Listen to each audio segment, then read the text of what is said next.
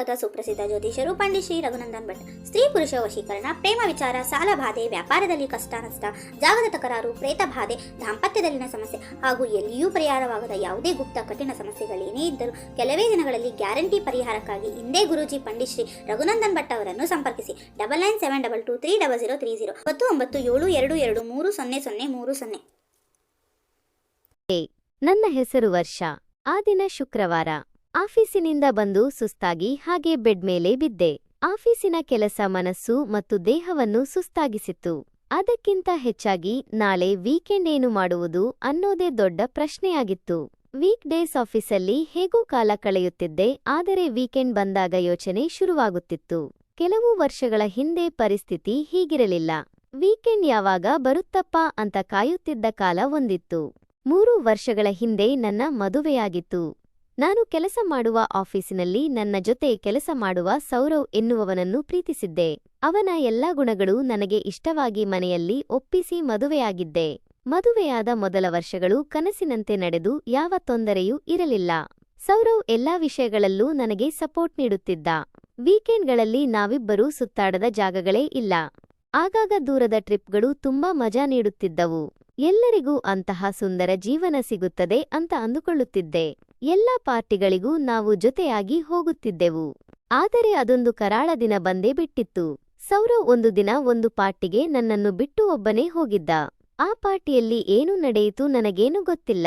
ಆದರೆ ರಾತ್ರಿ ಮನೆಗೆ ಬಂದಾಗ ಅವನು ಬದಲಾಗಿದ್ದ. ನನ್ನೊಂದಿಗೆ ಚೆನ್ನಾಗಿ ಮಾತನಾಡುತ್ತಾ ಇರಲಿಲ್ಲ.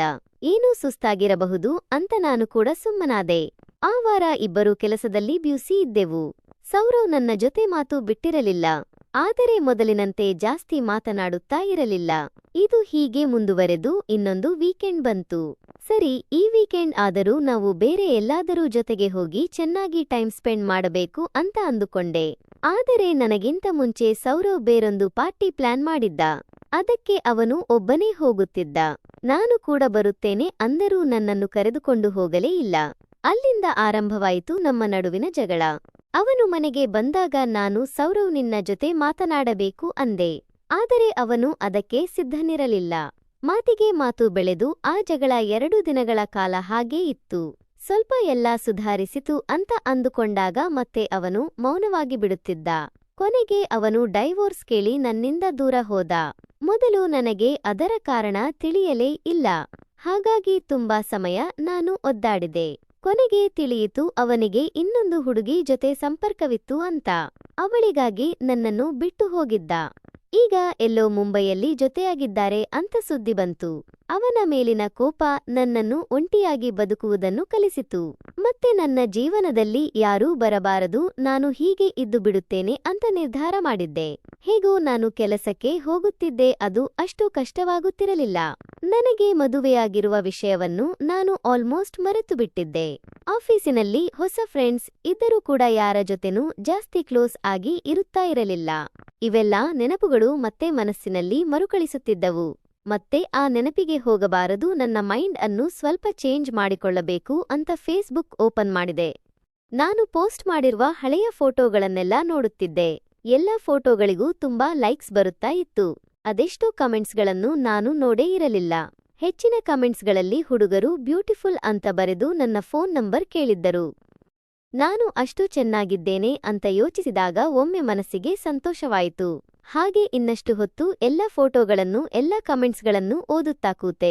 ಮನಸ್ಸಿಗೆ ತುಂಬಾ ಖುಷಿಯಾಗುತ್ತಿತ್ತು. ಫೇಸ್ಬುಕ್ ಮೆಸೇಜ್ಗಳನ್ನು ಓದಿದರೆ ನಿಮ್ಮ ವಾಟ್ಸಾಪ್ ನಂಬರ್ ಕೊಡಿ ಅಂತ ಇನ್ನೂ ಕೆಲವರು ಮೆಸೇಜ್ ಹಾಕಿದ್ದರು. ಹಾಗೆ ಅದನ್ನು ಬಿಟ್ಟು ನೋಟಿಫಿಕೇಶನ್ಗಳನ್ನೆಲ್ಲ ಚೆಕ್ ಮಾಡುತ್ತಾ ಇದ್ದೆ. ವಿಡಿಯೋ ಸೆಕ್ಷನ್ಗೆ ಹೋದೆ. ಅದರಲ್ಲೊಂದು ಕಥೆ ಬರುತ್ತಿತ್ತು. ಹಾಗೆ ಓದುತ್ತಾ ಕೂತುಕೊಂಡೆ. ಮೊದಲದರಲ್ಲಿ ಒಂದು ಹುಡುಗಿಯನ್ನು ತುಂಬಾ ಚೆನ್ನಾಗಿ ವರ್ಣಿಸುತ್ತಾ ಇದ್ದರು. ಅವಳ ಸೌಂದರ್ಯವನ್ನು ವರ್ಣಿಸಿದ ರೀತಿ ನೋಡಿ ಇನ್ನಷ್ಟು ಆಸಕ್ತಿ ಉಂಟಾಗಿ ಹಾಗೆ ಓದುತ್ತಾ ಮುಂದುವರಿದೆ. ಕಥೆ ಹೀಗೆ ಮುಂದುವರಿಯುತ್ತಾ ಆ ಹುಡುಗಿ ತನ್ನ ಪ್ರಿಯಕರನ ಜೊತೆ ಸರಸವಾಡುವುದು ಆರಂಭವಾಯಿತು. ಹಾಗೆ ಫೋನ್ ತೆಗೆದುಕೊಂಡು ಹೋಗಿ ಬಾಲ್ಕನಿಯಲ್ಲಿ ಕೂತುಕೊಂಡೆ. ಕಥೆ ಮುಂದೆ ಸಾಗುತ್ತಾ ಇತ್ತು. ಅವರಿಬ್ಬರ ರೋಮ್ಯಾನ್ಸ್ ಅನ್ನು ತುಂಬಾ ಚೆನ್ನಾಗಿ ವರ್ಣಿಸಿದ್ದರು. ಅದನ್ನು ಕೇಳುತ್ತಾ ನನ್ನ ಆಸಕ್ತಿ ಕೆರಳುತ್ತಾ ಇತ್ತು. ಹಾಗೆ ಬಾಲ್ಕನಿಯಲ್ಲಿ ಬೀಸುವ ತಣ್ಣನೆಯ ಗಾಳಿಯಲ್ಲಿ ನನ್ನ ಮೈ ಜುಮ್ ಅನ್ನಿಸುತ್ತಾ ಇತ್ತು. ಮತ್ತೆ ಒಳಗಡೆ ಬಂದು ಬೆಡ್ ಮೇಲೆ ಬಿದ್ದುಕೊಂಡೆ.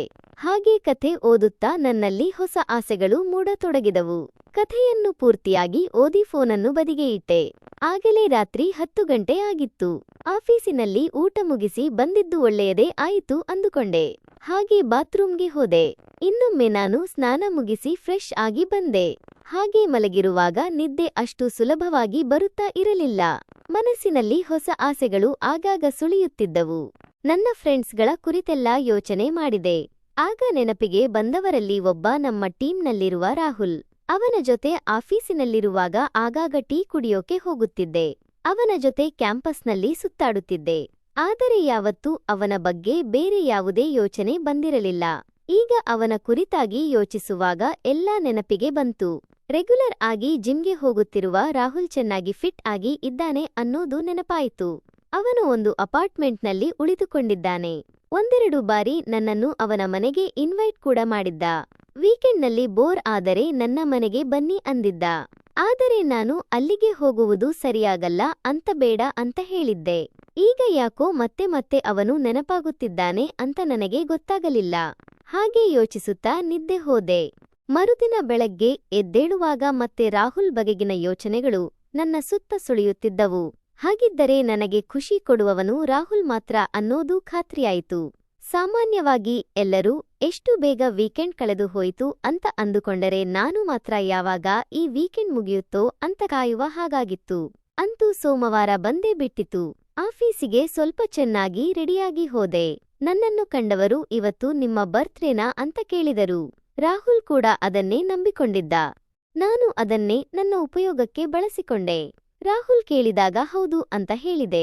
ನಿಮ್ಮ ಬರ್ತ್ಡೇ ದಿನ ನನಗೆ ಸ್ಪೆಷಲ್ ಟ್ರೀಟ್ ಬೇಕು ಅಂತ ನನ್ನನ್ನು ಹೊರಗಡೆ ಕರೆದುಕೊಂಡು ಹೋದ. ಇಬ್ಬರೂ ಜೊತೆಯಾಗಿ ಐಸ್ ಕ್ರೀಂ ತಿಂದೆವು. ಹೇಗಾದರೂ ಮಾಡಿ ರಾಹುಲ್ನನ್ನು ನನ್ನೆಡೆಗೆ ಸೆಳೆದುಕೊಳ್ಳಬೇಕಿತ್ತು. ಮೊನ್ನೆ ನಿಮ್ಮ ಏರಿಯಾ ಕಡೆ ಬಂದಿದ್ದೆ, ಆದರೆ ನಿಮ್ಮ ಮನೆ ಎಲ್ಲಿ ಅಂತ ಗೊತ್ತೇ ಆಗಲಿಲ್ಲ ಅಂತ ಕೇಳಿದೆ. ಆಗ ರಾಹುಲ್ ಅಯ್ಯೋ ಒಂದು ಕಾಲ್ ಮಾಡೋದಲ್ವಾ, ನಾನೇ ಬಂದು ಕರೆದುಕೊಂಡು ಹೋಗುತ್ತಿದ್ದೆ ಅಂದ. ಪರವಾಗಿಲ್ಲ, ಈಗಲೂ ಅವಕಾಶ ಇದೆ ಅಂತ ಕಣ್ಣು ಹೊಡೆದೆ. ನನ್ನ ಮಾತನ್ನು ಕೇಳಿ ಅವನಿಗೆ ಅಷ್ಟು ಸಂತೋಷವಾಗಬಹುದು ಅನ್ನೋ ಕಲ್ಪನೆ ನನಗಿರಲಿಲ್ಲ. ಅವನು ಕೂಡಲೇ ಅಲ್ಲೇ ಇದ್ದ ಟ್ಯಾಕ್ಸಿಯನ್ನು ಕರೆದು ತನ್ನ ಬೈಕ್ ತರಿಸಿಕೊಂಡ. ನಾನು ಅವನ ಬೈಕ್ನಲ್ಲಿ ಅವನಿಗೆ ಅತಿ ಹತ್ತಿರವಾಗಿ ಕೂತು ಅವನ ಸೊಂಟವನ್ನು ಬಳಸಿ ಹಿಡಿದುಕೊಂಡೆ. ಹಾಗೆ ಅವನ ಮನೆಯನ್ನು ತಲುಪಿದೆ. ಅವನ ಮನೆ ನೋಡೋಕೆ ತುಂಬಾ ಚೆನ್ನಾಗಿತ್ತು. ತುಂಬಾ ನೀಟಾಗಿ ಇಟ್ಟುಕೊಂಡಿದ್ದ. ಅವನು ಮನೆಯನ್ನೆಲ್ಲ ಒಮ್ಮೆ ತೋರಿಸುತ್ತಾ ಅವನ ಬೆಡ್ರೂಮ್ಗೆ ಹೋದ. ನಿನ್ನ ಪೌರುಷ ತೋರಿಸೋ ಜಾಗ ಇದೇನಾ ಅಂತ ಕೇಳಿದೆ. ಅವನಿಗೆ ಆಶ್ಚರ್ಯವಾಗಿ ಏನು ಅಂತ ಕೇಳಿದ. ಏನಿಲ್ಲ, ನೀನು ಮಲ್ಕೊಳ್ಳೋ ಜಾಗ ಇದೇನಾ ಅಂತ ಕೇಳಿದೆ. ಹೌದು, ನಾವು ಮಲ್ಕೊಳ್ಳೋದು ಇಲ್ಲೇನೆ ಅಂದ. ನಾವು ಅಂದ್ರೆ ಯಾರು? ನೀನು ಒಬ್ಬನೇ ಇರೋದಲ್ವಾ ಅಂತ ಕಣ್ಣು ಹೊಡೆದೆ. ನಾವು ಅಂದ್ರೆ ನಾವಿಬ್ಬರು ಅಂತ ಒಮ್ಮೆ ನನ್ನ ಸೊಂಟವನ್ನು ಬಳಸಿ ಒಮ್ಮೆಲೆ ನನ್ನನ್ನು ಅವನ ಕಡೆಗೆ ಎಳೆದುಕೊಂಡ. ಇಬ್ಬರು ಅಲ್ಲೇ ಎಲ್ಲ ಕೆಲಸ ಮುಗಿಸಿದ್ರಿ. ನನಗೆ ಮರುಭೂಮಿಯಲ್ಲಿ ನೀರು ಸಿಕ್ಕ ಹಾಗೆ ಅನ್ನಿಸಿತು.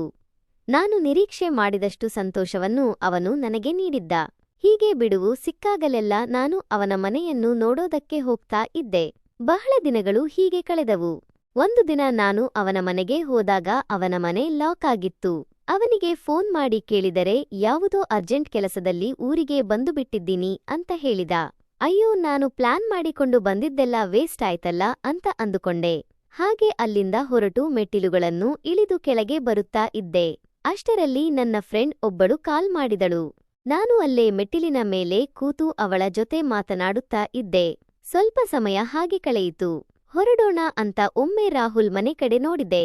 ನೋಡಿದರೆ ಅವನು ಬಾಲ್ಕನಿಯಲ್ಲಿ ಕೂತು ಯಾರದ್ದೋ ಜೊತೆ ಫೋನ್ನಲ್ಲಿ ಮಾತನಾಡುತ್ತಿದ್ದ. ಹಾಗಿದ್ದರೆ ಮನೆಯಲ್ಲಿ ಇದ್ದುಕೊಂಡು ನನಗೆ ಯಾಕೆ ಸುಳ್ಳು ಹೇಳಿದ ಅನ್ನೋದೇ ನನಗೆ ಬಹುದೊಡ್ಡ ಪ್ರಶ್ನೆ ಆಗಿತ್ತು. ನಾನು ಅವನಿಗೆ ಕಾಣಿಸಿಕೊಳ್ಳದೆ ಅಲ್ಲಿಂದ ಹೊರಟು ನನ್ನ ಮನೆಗೆ ಬಂದೆ. ಅದೇ ಕೊನೆ. ಮತ್ತೆ ನಾನು ಅವನ ಮನೆಯ ಕಡೆ ಸುಳಿಯಲೇ ಇಲ್ಲ. ಆಫೀಸಿಗೆ ಬಂದರೂ ನಾನು ನನ್ನ ಪಾಡಿಗೆ ಕೆಲಸ ಮಾಡಿಕೊಂಡಿರುತ್ತಿದ್ದೆ. ಅವನು ಕೂಡ ನನ್ನ ಹತ್ತಿರ ಬರಲಿಲ್ಲ. ಇಂದಿಗೂ ಅದು ಪ್ರಶ್ನೆಯಾಗಿ ಉಳಿದು ಹೋಗಿದೆ. ಈ ಕಥೆ ಇಲ್ಲಿಗೆ ಮುಗಿಯುತ್ತದೆ. ಕಥೆ ಇಷ್ಟವಾಗಿದ್ದರೆ ಲೈಕ್, ಶೇರ್ ಮಾಡೋದನ್ನು ಮರೆಯಬೇಡಿ. ಇಂತಹ ಇನ್ನಷ್ಟು ಇಂಟರೆಸ್ಟಿಂಗ್ ಕಥೆಗಳಿಗಾಗಿ ನನ್ನ ಚಾನೆಲ್ ಅನ್ನು ಸಬ್ಸ್ಕ್ರೈಬ್ ಮಾಡಿಕೊಳ್ಳಿ.